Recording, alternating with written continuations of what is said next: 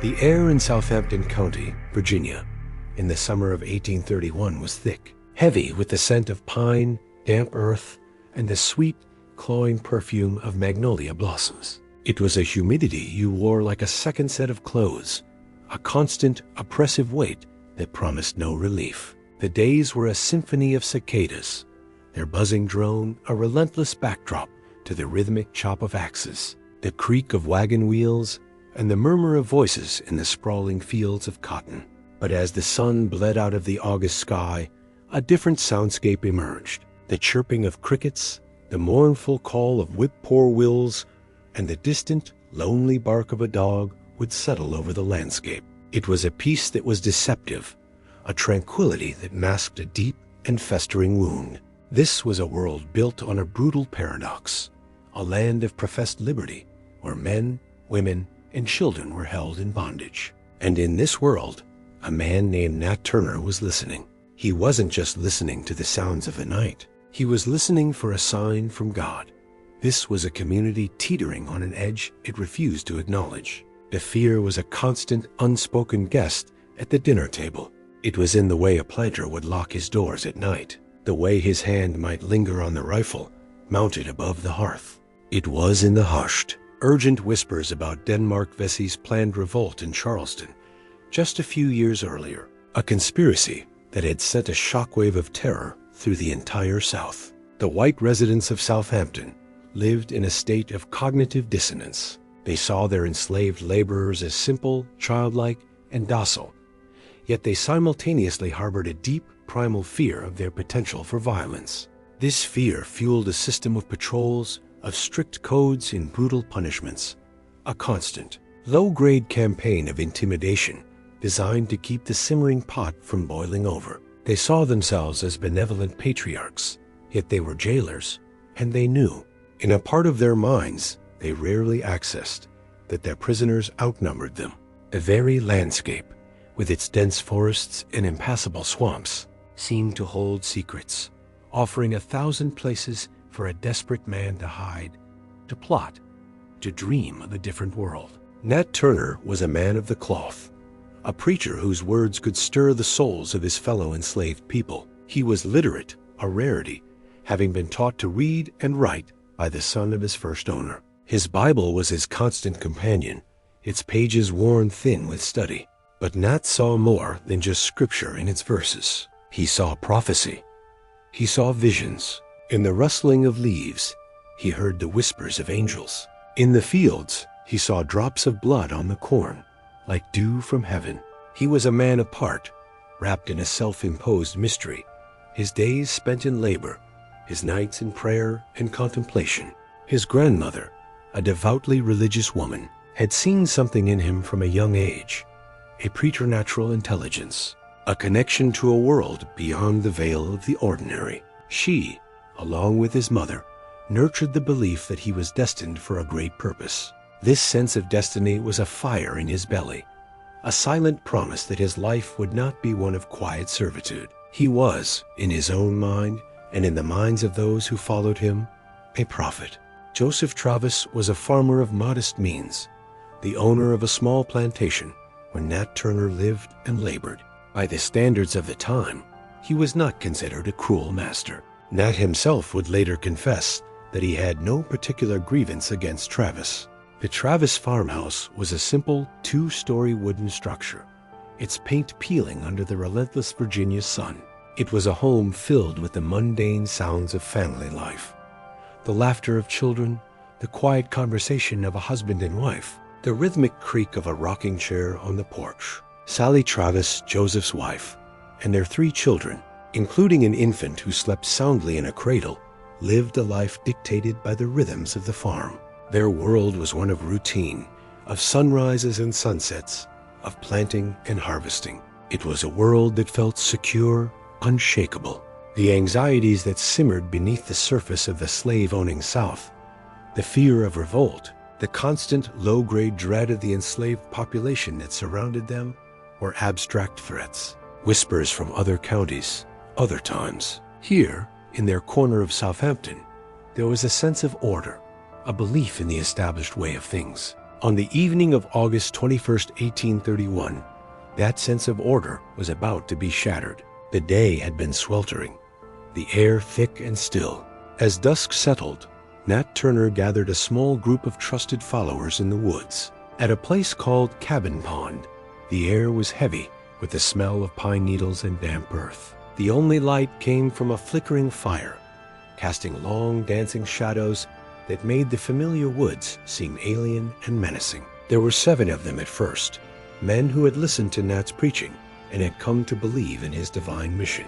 They were men like Will, a runaway filled with a burning rage, and Hark, a man whose loyalty to Nat was absolute. They ate a final meal together, a roasted pig, and drank the potent apple brandy that the region was known for.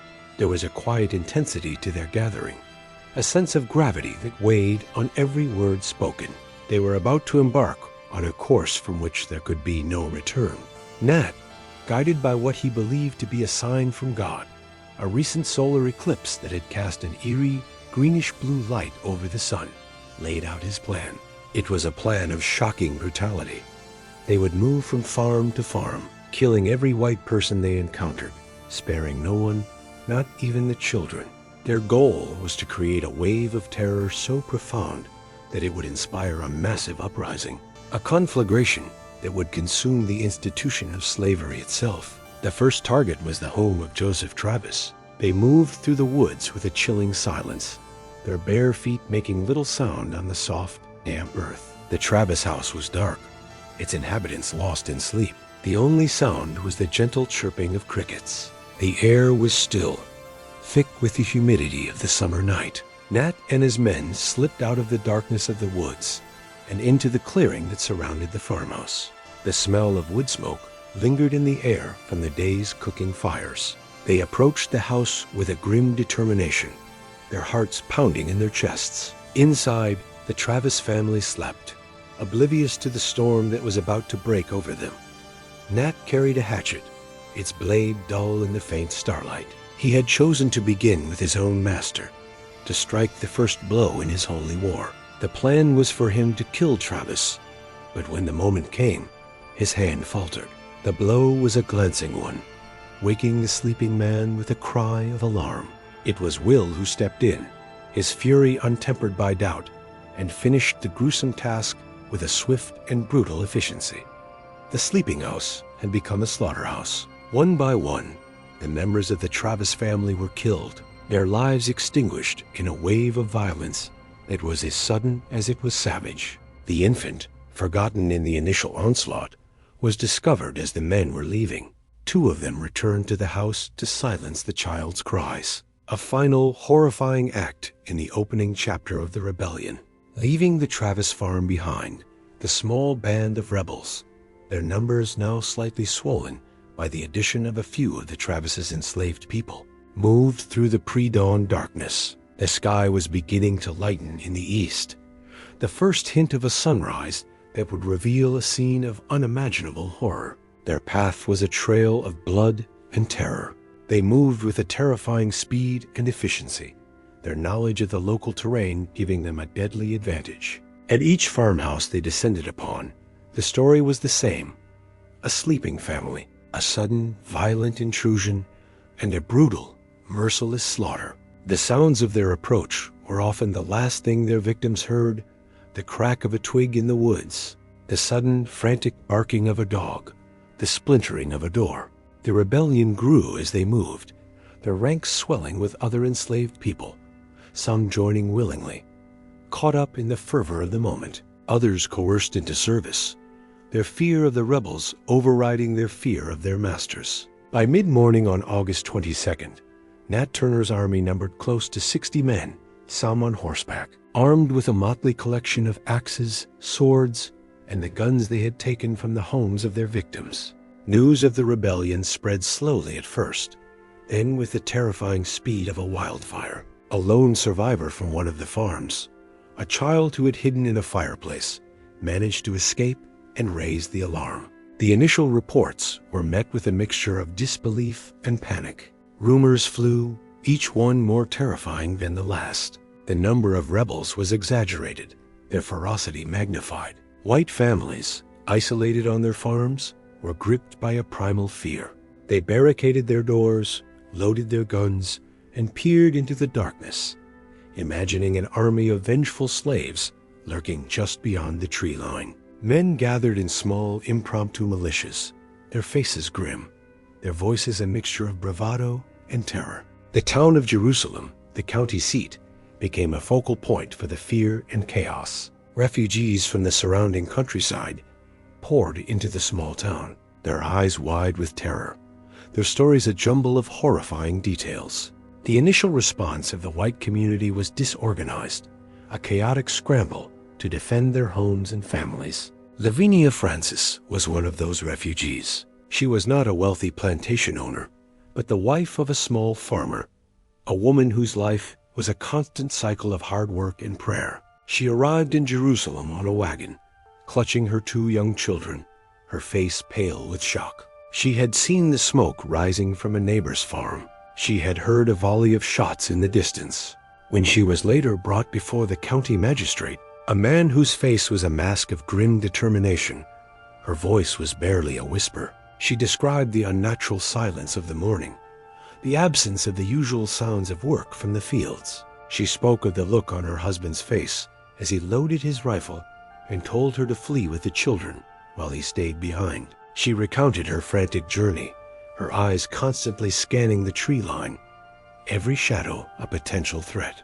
Her testimony was not about the grand sweep of rebellion. It was about the intimate, personal terror of a world turned upside down, the fear of a mother for her children, the agonizing uncertainty of a wife who did not know if her husband was alive or dead. Her story, and others like it, transformed the abstract fear of revolt into a concrete, living nightmare for the people of Southampton. As the chaos mounted, the hunt began.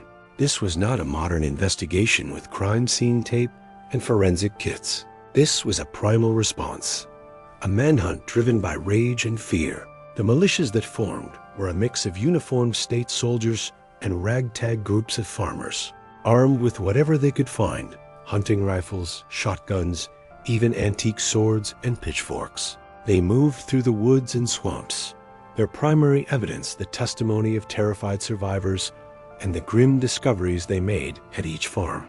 At the Whitehead farm, they found the body of Margaret Whitehead, a young woman who, according to later testimony, was the only person killed by Nat Turner himself. This scene was one of brutal violence. Investigators at the time would have looked for the obvious: the nature of the wounds, the type of weapons used, the signs of a struggle. They would have noted the disarray of the house, the overturned furniture, the bloody handprints on the walls. It was a painstaking, gruesome process of piecing together a narrative of terror from the silent testimony of the dead. The turning point came at Parker's Field. Nat Turner, his army now a formidable force, was marching towards Jerusalem, his intention to seize the town's armory and ignite a full-scale slave revolt across the state. But a hastily assembled militia had taken up a defensive position, blocking their path. The two forces clashed in a brief, brutal firefight. The rebels, though outnumbering the militia, were poorly armed and lacked military discipline. The militia, though smaller in number, was better armed and fighting with a desperate ferocity. The rebels' charge was broken, and they were forced to retreat. The aura of invincibility that had surrounded Nat Turner and his men was shattered. The rebellion, which had begun with such a stunning and brutal success, had been checked. The momentum had shifted. The hunters were about to become the hunted. The aftermath of the failed attack on Jerusalem was a brutal and bloody affair. The rebellion was broken, its participants scattered and on the run. The white community, its initial panic now replaced by a burning desire for vengeance, unleashed a wave of indiscriminate violence against the black population of Southampton County. Militias, joined by vigilante groups from neighboring counties and even from North Carolina, swept through the countryside, killing any black person they encountered, whether they had been involved in the rebellion or not. The rule of law was abandoned, replaced by mob justice. The number of innocent people killed in the backlash far exceeded the number of white victims of the rebellion. It was a reign of terror, a brutal reassertion of white supremacy. For weeks, the woods and swamps of Southampton County were the scene of a massive manhunt. The captured rebels were subjected to swift and summary trials, their guilt a foregone conclusion. Many were executed, their bodies displayed as a grim warning to others who might harbor thoughts of rebellion. Nat Turner, the prophet who had set this bloody chain of events in motion, managed to elude capture for more than 2 months. He hid in the dense woods and swamps of his native county, a fugitive in the land of his birth. He was a ghost, a legend, a source of terror and fascination. His ability to evade his pursuers only added to his mythic stature, but his luck could not last forever. He was finally discovered by a farmer while hiding in a cave. He surrendered without a fight, his rebellion over, his divine mission a bloody failure. He was taken to Jerusalem, the town he had hoped to conquer, and thrown into jail.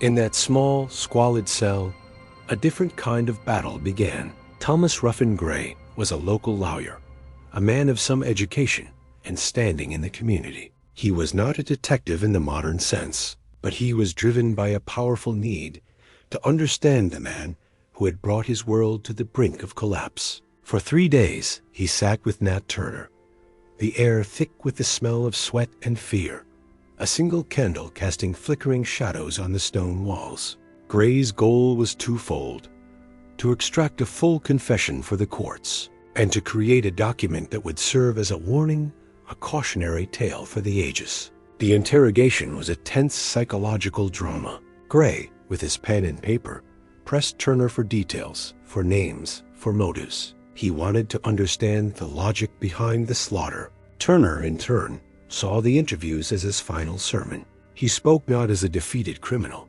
but as a prophet, his voice steady, his eyes burning with an unshakable conviction. He recounted his visions, his conversations with the Holy Spirit, his belief that he was an instrument of God's wrath. Gray listened, scribbling furiously, torn between revulsion at the man's deeds and a grudging fascination with his powerful, unwavering faith. This was not a simple confession of guilt. It was a battle for the narrative, a struggle to define the meaning of the blood that had been spilled. The trial itself was a somber theatrical affair. The small Jerusalem courthouse was packed, the air thick with tension and the scent of damp wool and unwashed bodies. The community, hungry for justice, watched as Nat Turner stood before the court, his hands and feet in chains. The prosecutor, Meriwether Broadnax, delivered a closing argument that was a masterpiece of righteous fury. He painted a picture of a peaceful, God-fearing community shattered by a monster, a fanatic who had used the cloak of religion to justify the slaughter of innocents. He spoke of the Travis family, of Margaret Whitehead, his voice cracking with emotion as he listed the names of the dead. He described Turner not as a revolutionary, but as a serpent, a creature of pure evil who had poisoned the minds of his followers. His words were a balm to the wounded psyche of the community, a reassurance that what had happened was not an indictment of their way of life, but an aberration, a monstrous act that had been rightly and justly punished. When the verdict was read, guilty, there was no outburst, only a grim collective sigh of relief. Nat Turner remained impassive, his expression unreadable. He had already been judged, he believed, by a higher court. On November 11, 1831, he was taken to a field near the courthouse where a gallows had been erected. He was hanged, his final moments a public spectacle designed to restore a sense of order and to serve as the ultimate deterrent. His body was then subjected to the ultimate desecration, a final brutal act of vengeance by a community still reeling from the terror he had unleashed. The rebellion was over, but its echoes would reverberate for decades to come. In the immediate aftermath, the slave-owning South was gripped by a new and more potent fear. The myth of the contented slave, a fiction that white Southerners had told themselves to justify the brutal reality of slavery, had been shattered forever. In response, the slave states passed a series of new draconian laws, tightening their control over the enslaved population, restricting their movement, their education, and their religious practices. The window of opportunity for a more peaceful resolution to the issue of slavery, if one had ever truly existed, was slammed shut. Years later, Lavinia Francis would sit on her porch, her children now grown, and tell her grandchildren the story of the terrible days when the sky seemed to be on fire. She would speak of the fear, but also of the strange, unsettling silence that followed. A silence that felt heavier, more fragile than the peace that had come before. Nat Turner's rebellion, in its tragic and bloody failure, had pushed the nation one step closer to the even greater cataclysm that was to come, the Civil War. The prophet of Southampton had been silenced, but his bloody legacy would endure, a stark and brutal reminder of the true cost of slavery.